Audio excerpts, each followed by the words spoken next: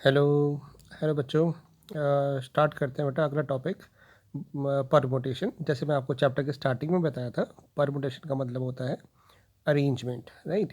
और हमने इसके बेसिस पे जो बेसिक एक्सरसाइज है हमारी 7.1 7.2 करी थी, है ना। 7.2 तो बेसिक्स की थी और 7.2 फैक्टोरियल का कंसेप्ट था। तो अब इसको आगे बढ़ाते हैं। परमुटेशन का मतलब होता है अरेंजमेंट। अब इस कंसेप्ट को हम वर्ड्स में कैसे लेके जाएंगे, एक बार समझते हैं जरा। जैसे मान लेते हैं हमारे पास एक वर्ड आ गया स्टार। स्टार, अब इस पे क्वेश्चन कैसे बन सकते हैं एक बार समझते हैं कि स्टार वर्ड है हमारे पास, और स्टार वर्ड के अंदर जो अल्फ़ाबेट्स आ रहे हैं लाइक एस टी ए और आर, इन वर्ड्स का यूज़ करके means if all the letters of the words are star of the star are to be used, then how many possible words can be formed with meaning और without meaning.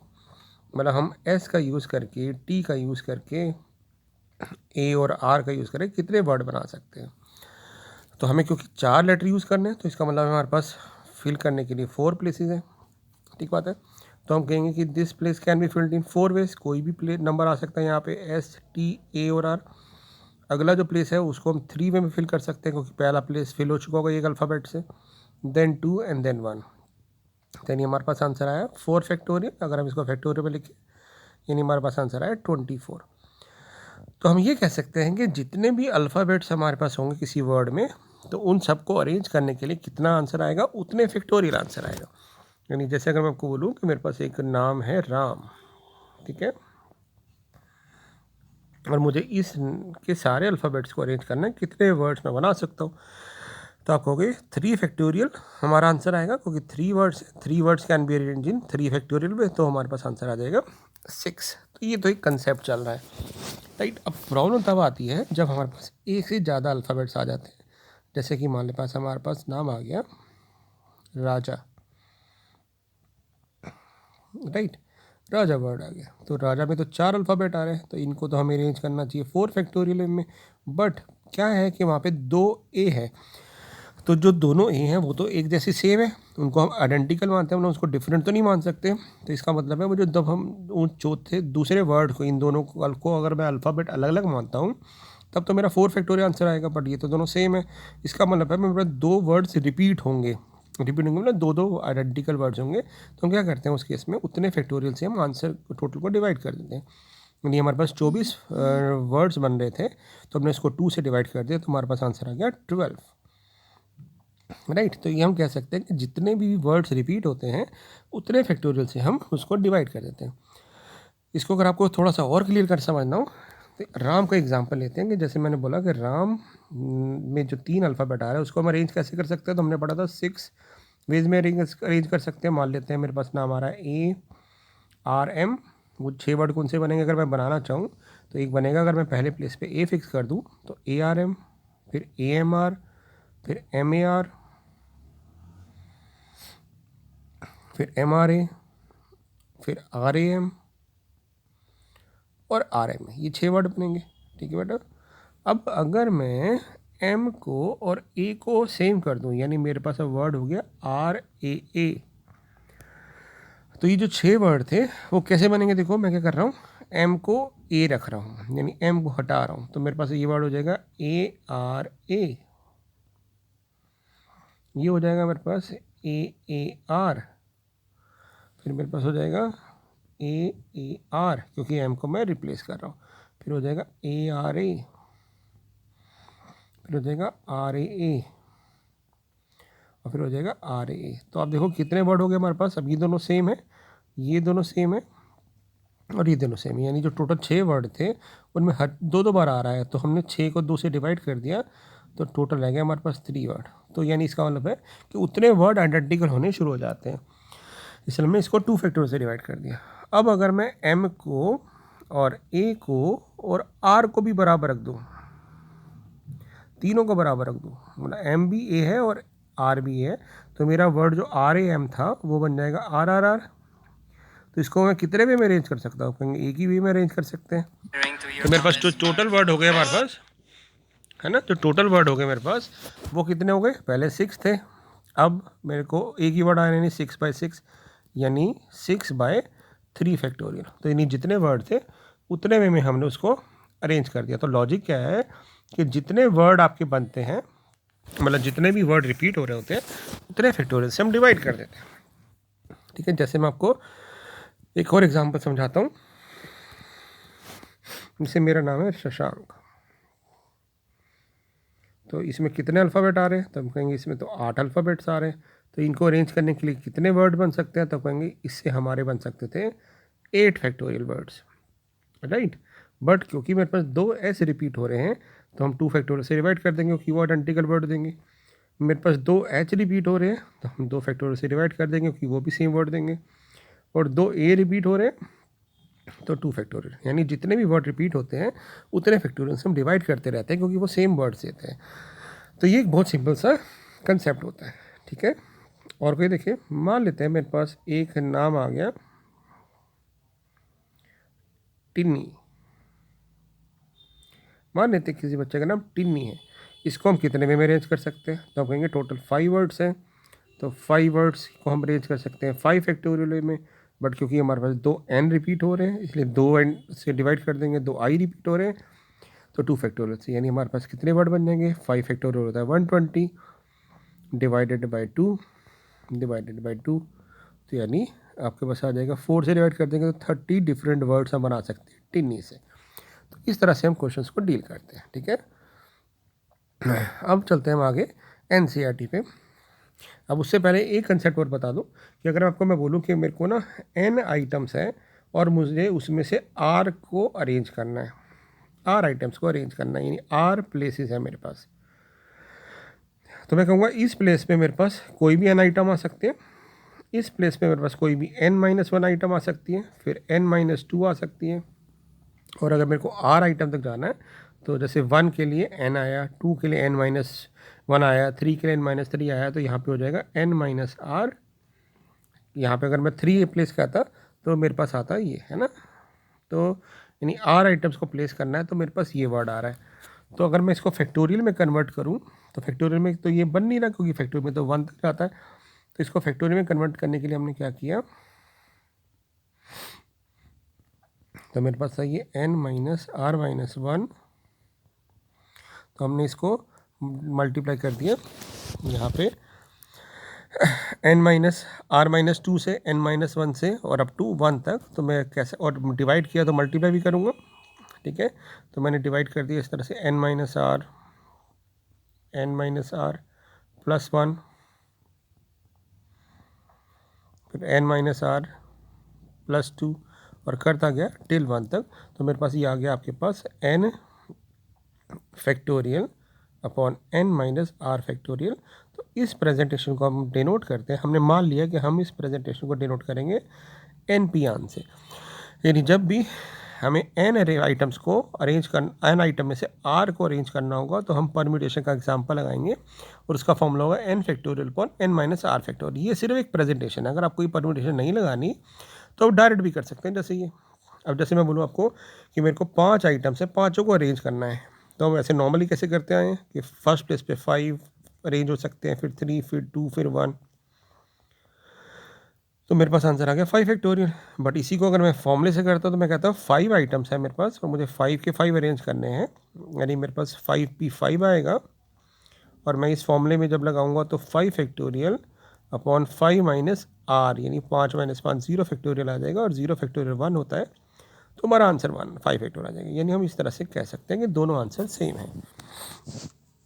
ठीक है ना, तो इस तरह से हम इसको अरेंज कर सकते हैं।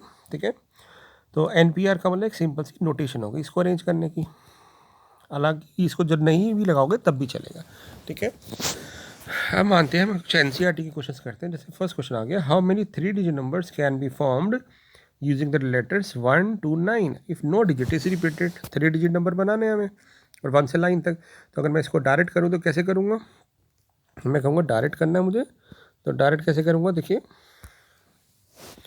3 डिजिट है, फर्स्ट प्लेस पे कोई भी 9 नंबर आ सकते हैं, सेकंड पे कोई भी 8 आ सकते हैं और फिर 7 आ सकते हैं। तो मेरे पास आ गया 72 × 7, तो 500 4 वेज है। और अगर मैं इसको फॉर्म पी की फॉर्म में लिखूंगा तो मैं कहूँगा 9 आइटम्स ही, और मुझे 3 को ही कंज्यूम करना है क्योंकि 3 प्लेस पे फिल करना है। तो इसका आंसर आ जाएगा 9 फैक्टोरियल अपॉन 9 माइनस 3 6 फैक्टोरियल। इसको सॉल्व करूँगा तो मेरे पास वही आंसर आ जाएगा 9 इंटू 8 इंटू 7। तो इट इज़ नॉट नेसेसरी कि आप पी की फॉर्म में लाएं, आप डायरेक्ट भी इन क्वेश्चंस को कर सकते हैं। ठीक है, अब चलते हैं सेकंड क्वेश्चन पे कि 4 डिजिट नंबर हमें बनाना है with no digit is repeated. ये भी क्वेश्चन बहुत ईजी है। कैसे करेंगे, डायरेक्ट करते हैं। 4 डिजिट नंबर बनाना है मेरे को और मुझे कोई भी डिजिट रिपीट नहीं होनी चाहिए, तो हम कहेंगे इस प्लेस पे कोई भी 9 नंबर आ सकते हैं क्योंकि this place cannot be filled with 0, क्योंकि जैसे अगर ये 0 आ गया तो वो 4 डिजिट नंबर नहीं रहेगा। तो इस प्लेस पे कोई भी नंबर आ सकता है एक्सेप्ट 0। अब जो नंबर यहाँ 9 थे उनमें से एक यहाँ कंज्यूम हो गया, तो यानी यहाँ के लिए रह गए 8, बट 0 यहाँ के लिए अवेलेबल है। तो this number can be filled in 9 ways. This is 8 and this is 7। तो कितना आ जाएगा 81 इंटू 8 इंटू 7। मल्टीप्लाई कर देते हैं। 81 को हम 56 से मल्टीप्लाई कर देते हैं। 6 1 6 6 48, फिर 5 पे जाएगा, 5 1 5,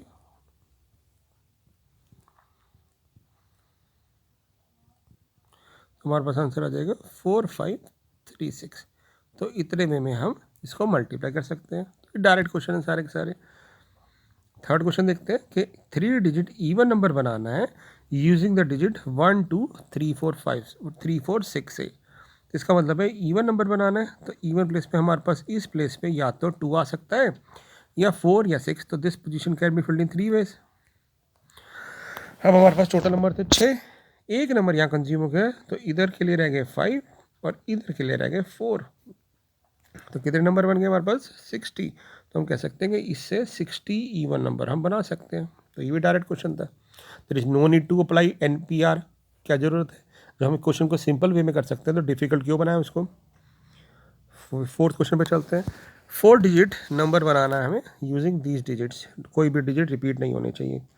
तो हम कहेंगे हमारे पास 5 डिजिट है, 4 डिजिट नंबर बनाना है, तो फर्स्ट प्लेस पे 5, सेकेंड प्लेस पे 4 वे में, देन 3 वे में और फिर 2 वे में।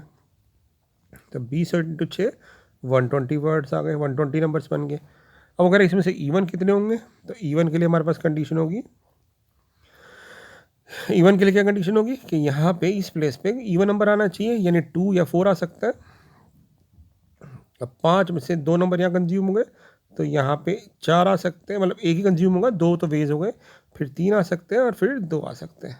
तो कितना आंसर आ जाएगा इसका अगर हम लिखेंगे तो 2 और ये 2 4 इंटू 12 48 हमारे पास इवन नंबर बन सकते हैं। ये भी क्वेश्चन डायरेक्ट था। फिफ्थ देखें, हमारे पास 8 पर्सन है और हमें एक कमेटी बनानी है जिसमें हमें एक चेयरमैन चूज़ करना है और एक वाइस चेयरमैन चूज़ करना है, यानी 8 में से हमें 2 लोग चूज़ करने हैं।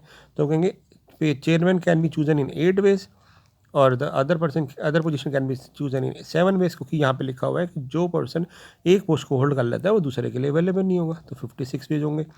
और अगर आपको इसको पी वाले से दिखाना हो तो कहेंगे 8 पर्सन है और हमें 2 पोजीशन के लिए सेलेक्ट करना है, तो 8P2 वेज हमारा आंसर आ जाएगा। तो इस तरह से हम क्वेश्चंस को करेंगे। ठीक है, अब चलते हैं यहाँ पे, क्योंकि यहाँ पे हमें पी की फॉर्म में दे दी और बोला गया कि इसको सॉल्व करो, तो हमें सॉल्व करके देखते हैं क्या आ रहा है। 6 क्वेश्चन में हमें सॉल्व करना है, हमारा है n-1 P3 divided by NP4 equal to 1/9। इसको सॉल्व करना है तो हम फॉर्मूला लगाते हैं। NPR का क्या फॉर्मूला होता है, ऊपर वाला नंबर का फैक्टोरियल ऊपर आता है और नीचे दोनों का डिफरेंस आता है। तो n-1 -3 करोगे तो n-4 फैक्टोरियल आ जाएगा डिवाइडेड बाय NP4 है, तो NP4 में n फैक्टोरियल नीचे आएगा और n-4 इनका डिफरेंस नीचे आएगा उसके भी, तो वो मैं ऊपर ले गया डिवीजन में।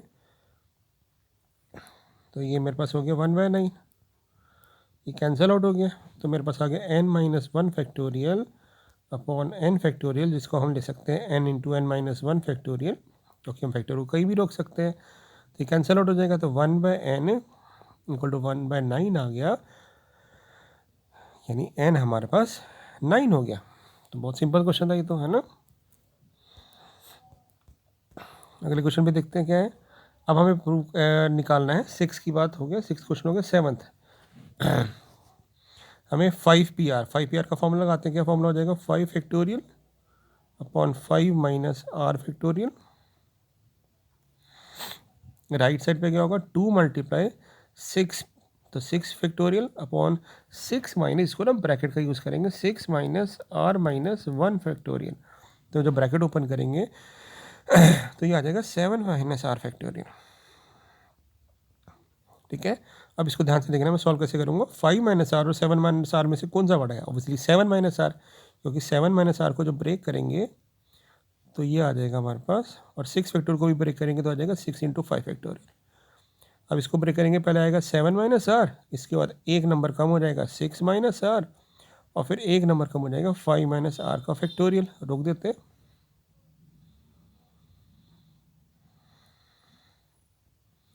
ये कैंसिल आउट हो गया इस पर, ये कैंसिल आउट हो गया इस पर, तो हमारे पास रह गया 7 माइनस आर, 6 माइनस आर, जिसको मैं आर माइनस 7 और आर माइनस 6 भी लिख सकता हूँ, माइनस कॉमन ले लिया, इक्वल टू 12। 6 12। अब या तो एक तरीका है कि आप इसको ओपन करके मल्टीप्लाई करके एक क्वाड्रेटिक इक्वेशन बना दो। ठीक है, दूसरा स्मार्ट मूव क्या हो सकता है कि हम देख रहे हैं कि दोनों कॉन्जिक्यूटिव नंबर है, तो मैं 12 को भी ब्रेक कर पा रहा हूँ एक कॉन्जिक्यूटिव नंबर के पार्ट में, 4 इंटू 3। तो ये स्मार्ट मूव है, आप ऐसे भी कर सकते हैं। तो हमने जब कंपेयर किया तो ये हमारे पास मिल गया आर माइनस 7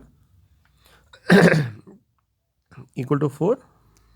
ठीक है, बट हमें ये भी ध्यान रखना है कि स्मॉलर कौन सा है और ग्रेटर कौन सा है। अगर मैंने आर माइनस 7 में देखा तो पहले हमें ये देखना पड़ेगा आर माइनस 7 बड़ा है कि आर माइनस 6 बड़ा है, क्योंकि मैंने राइट साइड पे बड़ा नंबर किया है। तो यहाँ पे अगर आर माइनस 7 और आर माइनस 6 में देखें तो आर माइनस 6 बड़ा है, क्योंकि बेटा आर माइनस 6 में एक माइनस करोगे तो वो आर माइनस 7 आएगा। ये इसका मतलब है कि ये बिगर टर्म है, तो यानी ये गलती हो सकती है, इसलिए हमें ये अवॉइड करनी है कि अगर स्मार्ट मूव कर रहे हैं तो प्रॉपर दिखाना चाहिए। तो आर माइनस 6 बड़ा है तो कहेंगे आर माइनस 6 इक्वल टू 4 हो जाएगा, तो आर की वैल्यू 10 आ जाएगी। अब आप इसको दूसरे से भी चेक कर सकते हो कि अगर आर माइनस 6 4 है तो आर माइनस 7 3 होगा, तो आर 10 ही आ जाएगा, है ना। ये हुआ एक तरीका। दूसरा तरीका क्या हो सकता है, इसको मल्टीप्लाई कर दो। इसको मल्टीप्लाई कर दोगे तो यहाँ पे आ जाएगा हमारे पास आर माइनस 7 आर माइनस 6, जिसको हम सॉल्व करेंगे तो आएगा are square minus 13R plus 42, और राइट साइड पे था 12। जब 12 को इधर लाओगे तो हमारे पास एक इक्वेशन बन जाएगी R square minus 13R plus 30 equal to 0। Splitting the middle term करोगे तो आर माइनस 10 और आर माइनस 3 आएगा। तो आर की वैल्यू जो है हमारे पास 10 आ गई और 3 आ गई। आर 3 हो नहीं सकता, क्यों नहीं हो सकता? उसके पीछे रीज़न क्या है कि जो हम फॉर्मूला लगाते हैं एनपीआर, तो उस केस में हम क्या कर रहे होते हैं, हम आर आइटम्स को अरेंज कर रहे होते हैं एन में से। तो आर जो है वो एन के इक्वल तो हो सकता है बट उससे बड़ा नहीं हो सकता। तो यानी इसका मतलब है कि जो R3 आया है वो हो नहीं सकता, क्योंकि हम यहाँ पे N5PR निकाल रहे हैं, तो R5 से छोटा नहीं हो सकता। तो इसलिए हम कहेंगे कि R कैनॉट बी 3। इसी का सेकंड पार्ट देख लेते हैं एक बार। 5PR हमारे पास क्या है second part, 5PR equal to 6PR minus 1। करें सॉल्व। तो फॉर्मूला बनाते हैं। क्या फॉर्मूला लगेगा इसका? इसका फॉर्मूला हो जाएगा 5 factorial upon 5 minus are factorial, इधर हो जाएगा 6 factorial upon 6 minus R minus 1। तो जो उसको सॉल्व करेंगे तो क्या आ जाएगा 7 माइनस आर फैक्टोरियल। ऐसी चीज़ें लिख के देख लेनी चाहिए, क्योंकि ब्रैकेट का यूज़ लगेगा, गलती हो सकती है, इसलिए मैंने माइनस में ब्रैकेट लगा दिया। अब इसको सॉल्व करते हैं बेटा, क्या आएगा 5 factorial upon 5 minus are factorial, आ जाएगा 6 इंटू 5 फैक्टोरियल, और नीचे आ जाएगा 7 माइनस आर। उसके बाद एक नेक्स्ट नंबर आएगा 6 माइनस आर, उसके बाद एक नेक्स्ट नंबर आएगा 5 माइनस आर। ये कैंसल आउट हो गया, इधर ये कैंसल आउट हो गया, तो ये हमारे पास फिर से दो नंबर आ गए, आर माइनस 7 आर माइनस 6, दोनों कॉन्जिक्यूटिव नंबर है, और राइट साइड पे 6 आ रहा है, 6 को हम लिख सकते हैं 3 इंटू 2। तो हमने देखा इन दोनों में से बड़ा कौन सा है, आर माइनस 6 बड़ा है, आर माइनस 6 और आर माइनस 7 में से, तो बिगर टर्म को बिगर से कंपेयर कर दिया, तो आर माइनस 6 इक्वल टू 3 हो गया, तो आर मेरे पास 9 आ गया। और ये वेरीफाई भी हो रहा है, 9 - 7 2 आ रहा है, यानी दूसरी टर्म भी वेरीफाई हो रही है। तो इस तरह से हम इन टर्म को सॉल्व कर सकते हैं, हालांकि आप इसकी क्वाड्रेटिक इक्वेशन भी बना सकते थे। ठीक है बच्चे, अब चलते हैं अगले क्वेश्चन की तरफ। हाउ मेनी वर्ड्स विद और without meaning can be formed using all the letters of the word equations. तो अब एक बार देखो अगर आप ध्यान से, तो 8th क्वेश्चन में जो क्वेश्चन आ रहा है उसमें कोई भी वर्ड रिपीट नहीं हो रहा। देखो कैसे, कोई भी ई नहीं आ रहा, क्यू भी रिपीट नहीं हो रहा, सारे लेटर डिफरेंट है। तो यानी हम कह सकते हैं कि हमारे पास टोटल 8 लेटर है, तो 8 लेटर को हमें सबको अरेंज करना है, तो 8 फैक्टोरियल में अरेंज कर सकते हैं। नहीं तो अगर आपको इसको लिखना हो कि क्या होगा तो कहेंगे 8 लेटर्स है और हमें 8 को यूज़ करना है, तो 8p8 में इसको एक्सप्रेस कर सकते हैं। तो 8 फैक्टोरियल अपॉन 0 फैक्टोरियल आंसर आ जाएगा, यानी 8 फैक्टोरियल आंसर आ जाएगा। 1 मार्क का क्वेश्चन है, डायरेक्ट लिख सकते हैं। 9th क्वेश्चन की बात करते हैं। 9th क्वेश्चन क्या है, how many words with or without meaning can be formed from the letter of the word Monday, assuming that no letter is repeated if 4 letters are used at a time। हमें total 6 letter थे, उनमें से 4 use करने हैं, तो कहेंगे 6p4 हमारा answer हो जाएगा। और 6p4 को कैसे लिखेंगे आप, 6 फैक्टोरियल अपॉन 6 - 4 2 फैक्टोरियल। तो 6 × 5 × 4 × 3 × 2 फैक्टोरियल, और 2 फैक्टोरियल से 2 फैक्टोरियल कट जाएगा, तो हमारे पास आंसर आ जाएगा 6 × 5 = 30, 30 × 12 360। तो 360 वे में अरेंज कर सकते हैं। और ज़रूरी नहीं आप पी वाला मेथड लगाएं, आप सीधा कह सकते हैं हमारे पास 4 नंबर प्लेसेस हैं, क्योंकि 4 यूज़ करने हैं, तो वो जो फर्स्ट लेटर है वो कितने 6 वे में चूज़ कर सकते हैं कोई भी, फिर 5 और फिर 4 और फिर 3, क्योंकि 4 यूज़ करने हैं ना। अब नेक्स्ट वर्ड है ऑल लेटर आर यूज, सारे लेटर यूज़ करने हैं। तो अगर पी से लिखेंगे तो हम कहेंगे हमारा आंसर हो जाएगा 6p6। अदरवाइज डायरेक्ट सब यूज़ करने हैं तो 6 फैक्टोरियल हमारा आंसर हो जाएगा, क्योंकि फर्स्ट प्लेस पे 6 कोई भी 6 लेटर आ सकते हैं, फिर सेकंड पे 5, फिर 4, फिर 3, फिर 2 × 1, और 6 फैक्टोरियल का आंसर आपको याद होना चाहिए 720। तो 720 वे में आप अरेंज कर सकते हो। अब वो कह रहा है 9th में कि सारे लेटर यूज़ करो but first is a vowel. अब वावल है कितने हमारे पास, ओ और ए। तो मंडे के अंदर हमारे पास वावल आ रहा है ओ या ए, क्योंकि हमारे पास वैसे तो 5 वावल होते हैं, AEIOU। तो वो कह रहा है कि ओ और ए, मंडे में क्या होगा, एम आ रहा है, OND और वाई, ये 6 लेटर आ रहा है। वो कह रहा है फर्स्ट प्लेस पे वावल ही आना चाहिए, यानी first position can be filled in 2 ways, या तो ओ आ सकता है या ए आ सकता है। अब हमारे पास रह के रिमेनिंग 5 लेटर्स, क्योंकि कोई एक ही कंज्यूम हुआ होगा, तो 5 × 4 × 3 × 2 × 1, तो 5 फैक्टोरियल × 2 कितना हो गया, 120 × 2, तो 240 वेज में हम वर्ड बना सकते हैं। और अगर आपको इसको पी के से फॉर्म में दिखाना होगा तो आप कहेंगे टोटल, पहले तो वावल को प्लेस कर सकते हैं 2 वे में, अब उसके बाद हमारे पास 5 लेटर रहेंगे और 5 को यूज़ करना है, तो 5p5, तब भी वही आंसर आएगा आपका। ठीक है, अब चलते हैं, ये हो गया 8th, ये हो गया 9th। अब चलते हैं 10th क्वेश्चन की तरफ, कि हमें मिसिसिपी को अरेंज करना है जिसमें चारों आई एक साथ नहीं आए। ठीक है बेटा, चारों आई एक साथ नहीं आए, तो हम क्या करेंगे, हम पहले वो वर्ड निकाल लेते हैं, अगर चारों आई एक साथ आएंगे तो क्या होगा।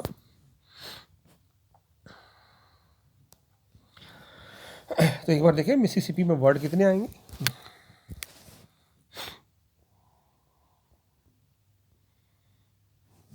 मिसिसिपी MISS, फिर आई, फिर SS, मिसिसिपी PPI। तो हम एक बार देखें कितने वर्ड आ रहे हैं, M एक बार आ रहा है, आई हमारा 4 बार आ रहा है, S हमारा 4 बार आ रहा है, और P 2 बार आ रहा है, तो यानी टोटल 11 लेटर हुए। तो अगर मैं कहूँ कि कोई कंडीशन अगर नहीं हो तो कितने में मैनेज कर सकते हैं, तो कहेंगे टोटल नंबर ऑफ वर्ड्स बन सकते हैं हमारे पास 11 फैक्टोरियल, क्योंकि 11 factorial words divide by 4 factorial, 4 factorial 2 factorial. अब वो कह रहा है कि हमारे पास ना ऐसे वर्ड कितने होंगे जिनमें सारे आई एक साथ ना आए। तो हम क्या करते हैं, हम उल्टा लेके चलते हैं, पहले हम सारे आई को एक वर्ड बना लेते हैं, एक लेटर, क्योंकि एक साथ ही आ रहे हैं, मतलब ऐसे वर्ड ढूंढ लेते हैं जिसमें सारे आई एक साथ आएंगे, यानी हमने इसको क्या किया, एक वर्ड बना लिया। और MS और S ये एक अलग अलग वर्ड हो गए, तो हमारे पास टोटल वर्ड कितने हुए, एक वर्ड, 2, 3 4 5 6 7 8। मैंने इसको एक ही वर्ड मान लिया, इसको एक कंबाइन कर दिया, ये एक वर्ड आई क्योंकि मुझे चाहिए कि ये एक साथ ना आए। तो मैंने क्या किया, मैंने इसको एक वर्ड मान लिया और देखा ऐसे कितने वर्ड बनेंगे जिनमें सब में आई कॉमन आएगा। फिर हम क्या करेंगे, टोटल में से उतने नंबर ऑफ वेज माइनस कर देंगे, तो रिमेनिंग क्या रह जाएगा कि सारे आई एक साथ नहीं आएंगे। तो हम कहेंगे कि if we assume that all I's as a single word, then total number of words कितने बन सकते हैं हमारे पास, टोटल नंबर ऑफ वर्ड्स बनेंगे हमारे पास कितने लेटर है 1 2 3 4 5 6 7 8 8 फैक्टोरियल। बट हमारे पास 4 ऐसे रिपीट हो रहे हैं, 2 पी रिपीट हो रहे हैं, ये आपका आंसर आ जाएगा। अब आपका आर्ग्यूमेंट ये भी हो सकता है कि सर ये भी तो आपस में अरेंज हो सकते हैं, तो आप कहेंगे कर लेते हैं। तो अगर 4 आई हमारे पास अरेंज हो रहे हैं तो चारों को अरेंज कर सकते हैं 4 फैक्टोरियल में, बट वो तो सारे सेम है, तो डिवाइडेड बाय 4 फैक्टोरियल कर दिया, यानी वो तो एक ही वे में अरेंज हो पाएंगे आई आई आई आई। तो हमारे पास अगर हमसे पूछा गया अब कि कितने वर्ड्स होंगे जिनमें आई एक साथ ना आए, तो हमारे पास जो रिक्वायर्ड लेटर होगा, रिक्वायर्ड नंबर वेज होंगे, वो हो जाएंगे total this minus this.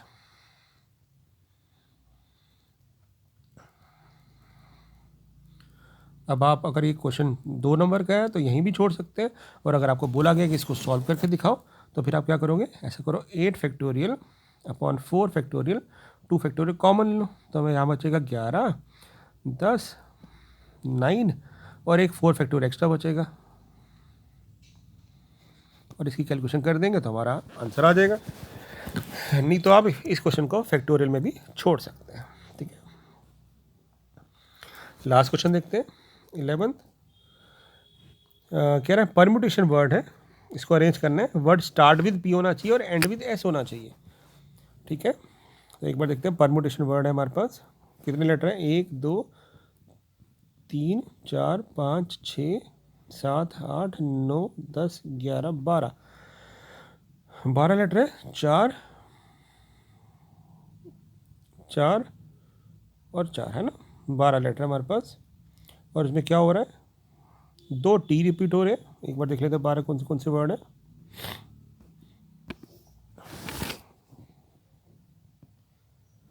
P एक बार आ रहा है, ई एक बार आ रहा है, आर एक बार आ रहा है, एम एक बार है, यू भी एक बार है, टी 2 बार है, परम्यूटेशन एक बार है, और उसके बाद आई भी एक बार है, ओ भी एक बार है, और एन भी एक बार है। तो कितने वर्ड हो गए, 1 2 कितने वर्ड हो गए 1 2 3 4 5 6 7 8 9 और तो 11। एस भी था परम्यूटेशन में, और एक एस। अब वो कह रहा है कि फर्स्ट प्लेस में कि वर्ड स्टार्ट विद पी होना चाहिए, यानी पी को फिक्स कर दिया, एस खत्म होना चाहिए, इसको भी फिक्स कर दिया, यानी जो 12 वर्ड थे अब उसमें ये भी नहीं बचेगा और ये भी नहीं बचेगा। तो रिमेनिंग कितने लेटर रहेंगे, तो आपको 10 लेटर रहेंगे, और कितने वे में अरेंज करना है 10 लेटर को 10 फैक्टोरियल में, बट रिपीट कितने हो रहे हैं, रिपीट 2 हो रहे हैं, तो जितने रिपीट हो रहे हैं उतने से डिवाइड कर देते हैं। तो हमारा फर्स्ट पार्ट का आंसर आ जाएगा 10 factorial upon 2 factorial. Second part देखते हैं, वॉवल्स आर ऑल टुगेदर, सारे वॉवल्स को एक वर्ड बनाना है, हमें एक साथ आने चाहिए, तो सारे वॉवल्स को हम एक वर्ड बना लेते हैं। वॉवल कौन सा आ रहा है, ई आ रहा है, ए आ रहा है, आई आ रहा है, ओ आ रहा है, और यू, सारे वॉवल्स आ रहे हैं। तो हम क्या करते हैं, वॉवल को ए आई ई ओ यू को एक वर्ड बना लेते हैं, क्योंकि वगैरह सारे एक साथ आने चाहिए। अब यहाँ पी और एस वाली कंडीशन नहीं है, तो अगर 5 छोड़ दें तो रिमेनिंग जो हमारे पास 7 लेटर बचेंगे, P R M T T और एन, तो हम इसको एक वर्ड मान रहे हैं, 1 2 3 4 5 6 7। तो कहेंगे ये 7 लेटर अरेंज हो सकते हैं, the 7 letter can be arrange in 7 factorial way divided by 2 factorial, क्योंकि 2 टी रिपीट हो रहे हैं। बट क्या हम इसका ऑर्डर फिक्स नहीं कर सकते हैं, नहीं कर सकते, क्योंकि ये आपस में भी तो अरेंज हो सकते हैं। तो कहेंगे these 5 letters can be arrange in 5 factorial में, तो हमारा आंसर अगले का आ जाएगा 7 factorial into 5 factorial upon 2 factorial. ये हो गया हमारा बी पार्ट। ठीक है बच्चे, चलते हैं लास्ट क्वेश्चन की तरफ, ये लास्ट पार्ट है हमारा। There are always 4 letter between P and S. ठीक है, there are always 4 letter between P and S, तो पी और एस के बीच में हमारे पास 4 लेटर आने चाहिए, ये कह रहा है। तो हमारे पास कितने लेटर थे, 12, है ना, 12 लेटर थे इस तरह से। तो यहाँ पे कोई भी 4 लेटर आ सकते हैं, तो हम कहेंगे, तो हम अगर पी और एस को छोड़ दें तो 10 लेटर आ गए। तो यहाँ पे हम ये कह सकते हैं, इसकी प्रेजेंटेशन ऐसे हो सकती है कि these 4 letters can be arrange in 10p4 ways, क्योंकि 10 में से कोई भी 4 आ गए।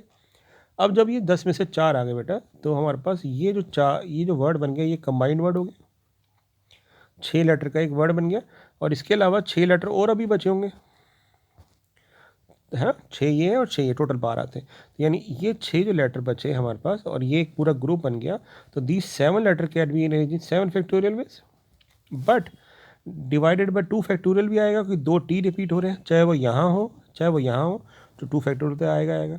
ये हुआ एक पार्ट। बट हमारे पास उसने ये नहीं बोला कि क्वेश्चन पी से स्टार्ट होगा एस पे खत्म होगा, वो कह रहा है पी और एस के बीच में 2 लेटर आएंगे। तो हमारे पास पी एस के अलावा एस पी भी तो हो सकता है, यानी पी और एस आपस में रेंज हो सकता है 2 फैक्टोरियल में। तो ये हमारा आंसर कट जाएगा। और इसको जब सॉल्व करेंगे देखते कितना आता है, 10 फैक्टोरियल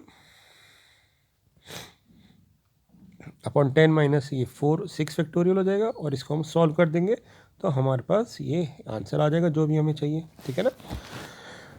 मेरी बात समझ रहे हैं क्या हुआ, ये एक बार दोबारा समझाता हूँ। सबसे पहले हमने बोला कि पी और एस में 4 लेटर आएंगे। तो 4 पी और एस में अगर 4 लेटर आएंगे तो हम कहेंगे भी कि 10 में से कोई भी 4 लेटर आ सकते हैं, ठीक बात है। उसके बाद हमने बोला कि यहाँ पे 10 में से कोई भी 4 लेटर आ गए, ठीक है ना बच्चे, यहाँ पे 10 में से कोई 4 आ गए। अब ये ग्रुप बन गया, ये ग्रुप और ये 6 लेटर का ग्रुप, तो टोटल 7 लेटर अरेंज हो सकते हैं 7 फैक्टोरियल में। तो और डिवाइड बाई 2 फैक्टोरियल क्योंकि 2 टी आ रहे थे, और 2 टी के बाद और फिर हमने बोला ये 2 फैक्टोरियल क्यों किया, क्योंकि एस और पी की जगह पी और एस भी आ सकता है, ठीक है। तो ये हमारा आंसर हो गया। और अगर आप चाहो तो इसको हम सॉल्व कर देते हैं, ठीक है। तो ये 7 फैक्टोरियल से कट जाएगा, तो हमारे पास रह जाएगा 10 फैक्टोरियल इंटू 7 हमारा आंसर हो जाएगा। क्लियर है। तो अब आप चाहो तो इसके आंसर्स को मैच भी कर सकते हो, और ये आपका आई होप कंसेप्ट क्लियर भी हो चुका है। तो हमने ये सारे क्वेश्चन कर डाले हैं इसके, तो एक बार आप गो थ्रू कर लेना, और कोई भी अगर प्रॉब्लम हो तो आप मुझसे अपने डाउट्स पूछ सकते हैं, ठीक है ना। तो परमुटेशन के बट अभी और भी क्वेश्चन की रिक्वायरमेंट रहेगी हमारी, ये तो कुछ सेलेक्टेड क्वेश्चन ही हो पाए हैं, बट इसके लिए और प्रैक्टिस करने की हमारी ज़रूरत रहेगी, ठीक है ना। तो इसकी प्रैक्टिस करेंगे ज़रा हम आगे अगले वाले ट्यूटोरियल में, और क्लास में भी मैं डिस्कस करूँगा आपसे इसके एक्स्ट्रा क्वेश्चंस को। तो ये आई होप आपकी 7.1, 7.2 और 7.3 पूरी अब कंप्लीट हो चुकी है, ठीक है ना। तो इसको ट्राई करेंगे। Thank you.